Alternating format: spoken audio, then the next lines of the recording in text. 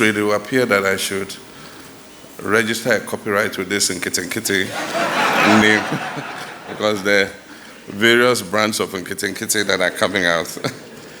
We could make quite a lot of money with that. So those are going through the same training, similar training. We've actually sent faculty from here, from the Center of Excellence, to all of those centers.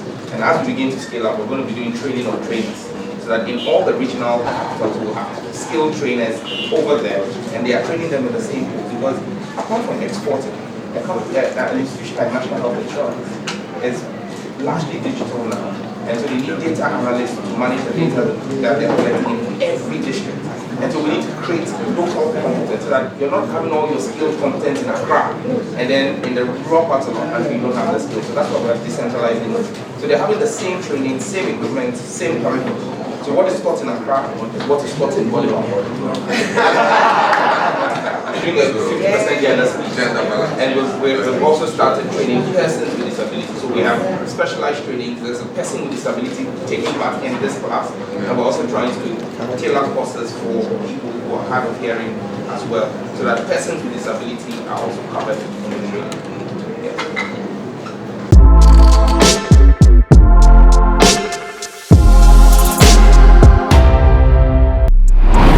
Please subscribe to Morris TVGH.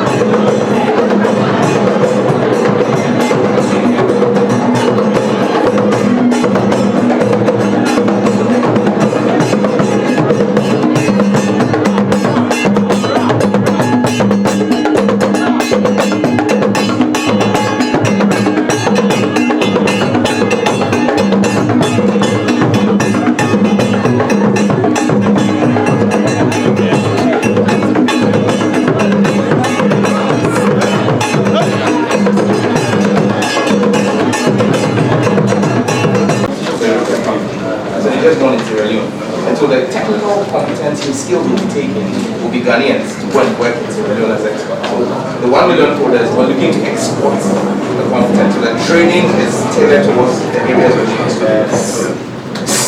We've got another class outside there that will also. Okay, so how do you, so those in nkokor and are going through the same training, similar training. We've actually sent faculty from here, from the Center of Excellence, to all of those centers. And as we begin to scale up, we're going to be doing training on trainers, so that in all the regional capitals we'll have skilled trainers over there, and they are training them in the same pool. Because apart from exporting, an institution like National Health Insurance is largely digital now. And so they need data analysts to manage the data that they're collecting in every district. And so we need to create local competence so that you're not having all your skilled competence in Accra, and then in the rural parts of our country you don't have the skills. So that's why we're decentralizing it. So they're having the same training, same equipment, same curriculum. So what is taught in Accra is what is taught in Bole.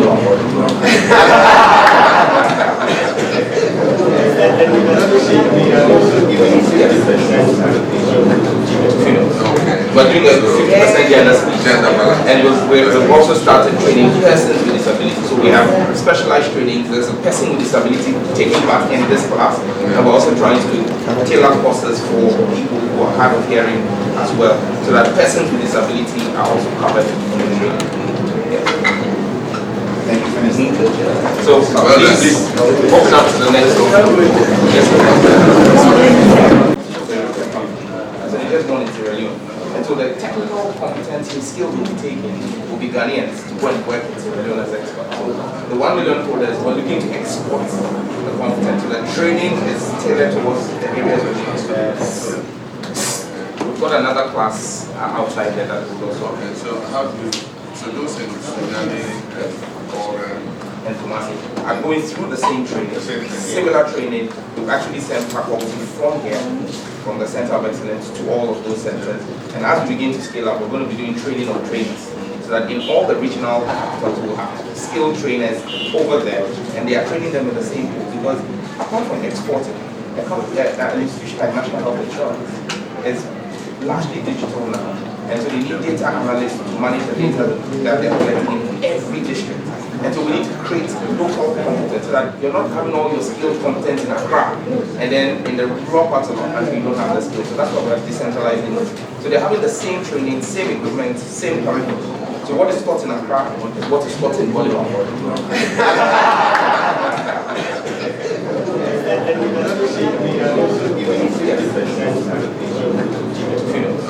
We're doing a 50% gender split, and we've also started training persons with disabilities. So we have specialized training. There's a person with disability taking part in this class, and we're also trying to tailor courses for people who are hard of hearing as well, so that persons with disability are also covered in the training.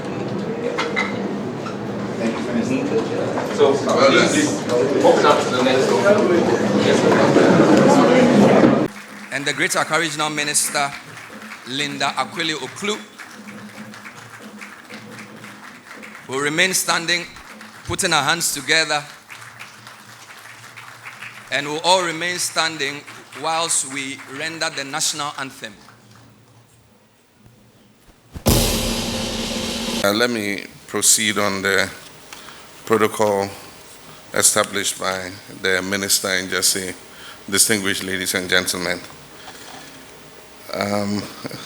At this rate, it will appear that I should register a copyright with this nkitinkiti name, because the various brands of nkitinkiti that are coming out, we could make quite a lot of money with that. And so, ladies and gentlemen, good morning. Today marks a defining moment in our national journey. We're not merely launching a program, but we're laying a foundation for a new economy. We're declaring with boldness and purpose that Ghana is ready to lead in the digital age. We're saying to our youth, to our communities, to the continent, and to the world that the future is here, and we'll be part of shaping it. The 1 million coders program is not just a fulfilled campaign promise. It is a strategic pillar of our Reset Ghana agenda, designed to empower Ghanaians with digital skills critical for 21st century life and work. It is an intentional move towards building a knowledge-based, innovation-driven economy, one where our greatest resource, our people, are equipped to create solutions, generate jobs, and be able to compete globally. At the heart of this initiative is our belief in Ghanaian youth. We believe in your creativity, your resilience, and your boundless potential. This program is an investment in our youth, an investment in their future as coders, as analysts, as entrepreneurs, and as tech pioneers. When I asked for your mandate to serve once more as president, I made a promise that our national recovery will be people-centered, innovation-led, and future-focused. And that recovery begins by breaking down the barriers that hold us back, social, economic, and digital. Today, we begin breaking down those barriers. Over the next 4 years, the 1 million coders program will train 1 million Ghanaians in essential digital skills, from coding and cybersecurity to data analytics and networking. These are not just technical abilities, they are economic passports, pathways to decent jobs, entrepreneurship, and long-term social economic inclusion. We do not walk this path alone. Across the globe, nations that recognize the power of coding early have positioned themselves for extraordinary progress. Take Estonia, for example. In 2012, Estonia became one of the first countries in the world to introduce coding as a compulsory subject as low as primary schools. Today, Estonia is a global leader in digital governance and innovation, with one of the world's most digitally integrated societies. In the United Kingdom, since 2014, children as young as 5 have been learning basic programming. This initiative has helped build a new generation of problem solvers and digital creators. Finland has gone a step further, integrating coding into a broader interdisciplinary learning approach. This model doesn't just teach coding, it teaches young people how to think critically, solve complex problems, and work collaboratively, skills that are essential in every sector of life. Japan has blended coding into its science and maths curriculum, encouraging students to apply digital tools to real-world challenges.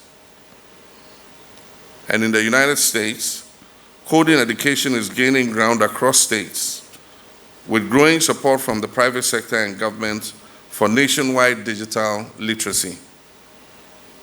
These are not just anecdotes, these are blueprints, and we're adapting the best of them to suit the Ghanaian context. Ladies and gentlemen, let us consider what this means for our country. First, job creation and economic growth.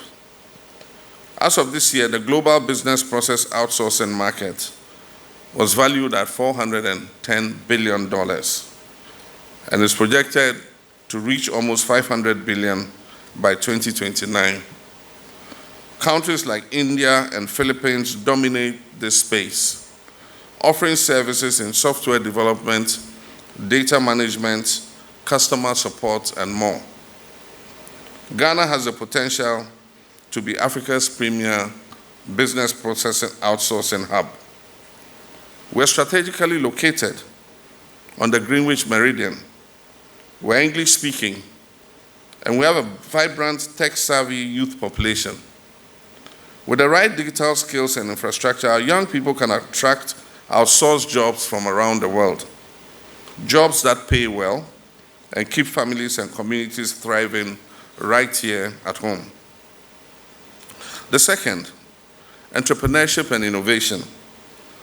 Coding skills will enable our youth to create apps, to launch startups, develop digital solutions to our local problems, whether in agriculture, in healthcare, education, or governance.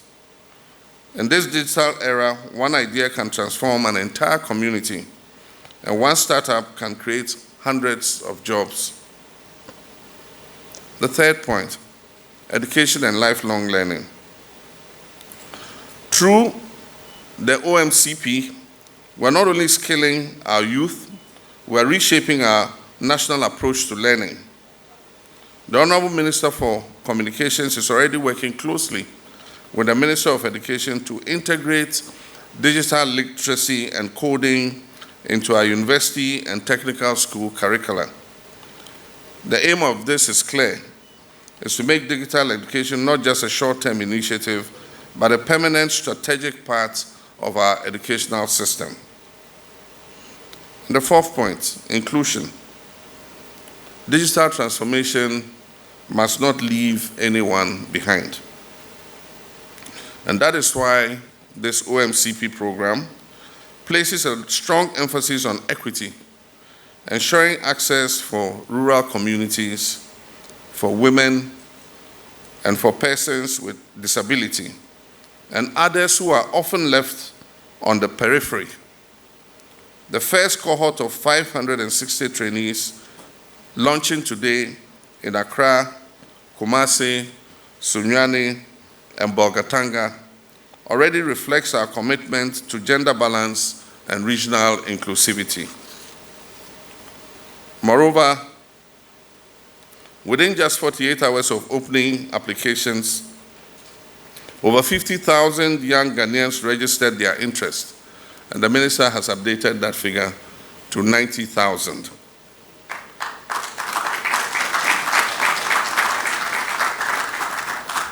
This overwhelming response is a powerful reminder of the hunger for opportunity and the urgency of the task ahead of us. In the next phase, we will activate training centers at community information centers across all metropolitan, municipal, and district assemblies. This decentralized approach ensures that no matter where you live, in the city or in a remote village, you will have access to the opportunity of the 1 million coders program. We're also building the digital infrastructure required to support this vision, from broadband expansion to the provision of devices and learning platforms. Every layer of this initiative has been designed for scale and for sustainability. Let us not underestimate what this represents for our country. We're changing the national narrative from one of limitations to one of limitless potential. From a country that consumes imported technologies to a country that creates its own. From young people waiting for jobs to young people creating jobs. This is how to build a resilient and future-ready country, Ghana.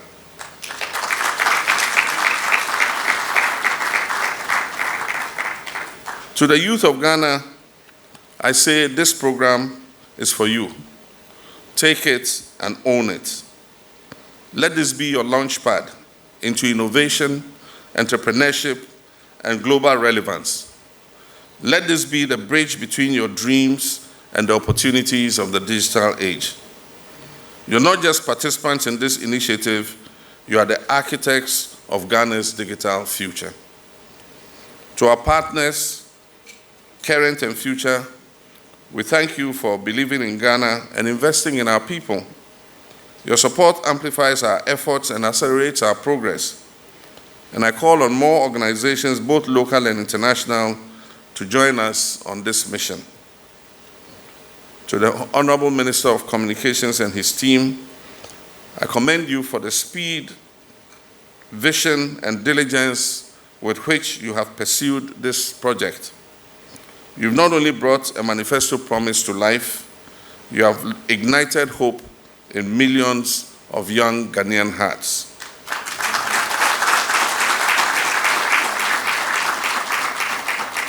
My fellow citizens, technology is not just a tool.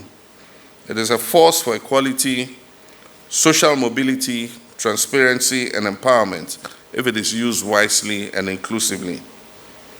It can rebuild our institutions, connect our communities, and transform our economy.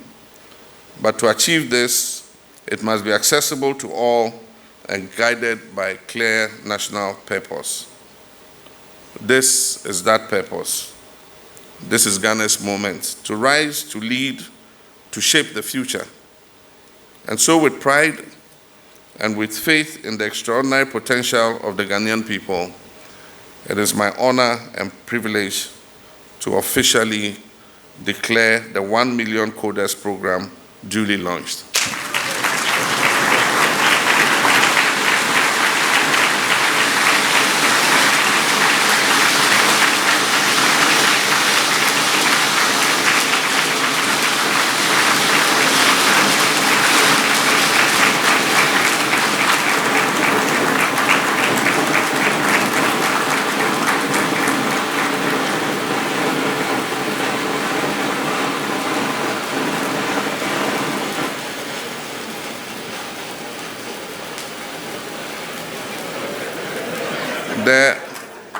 The one on the birthday cakes doesn't take this long. May this serve as a beacon of opportunity for every Ghanaian and a bold statement to the world that Ghana is ready. I thank you, and may God bless our homeland, Ghana. Oh, come on, put your hands together one more time for His Excellency, the President.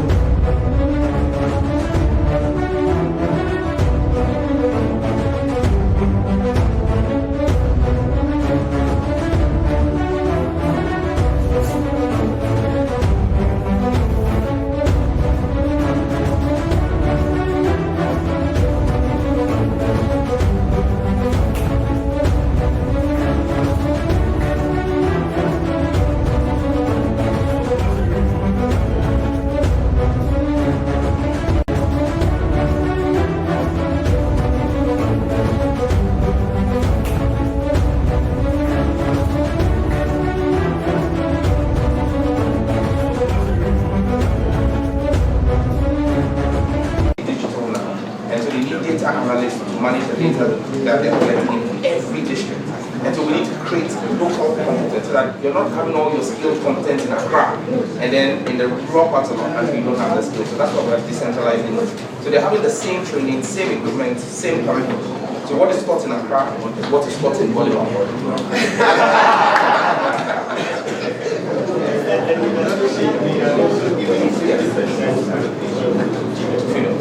We're doing a 50% gender split, and we've also started training persons with disabilities. So we have specialized training. There's a person with disability taking part in this class, and we're also trying to tailor courses for people who are hard of hearing as well, so that persons with disability are also covered in the training.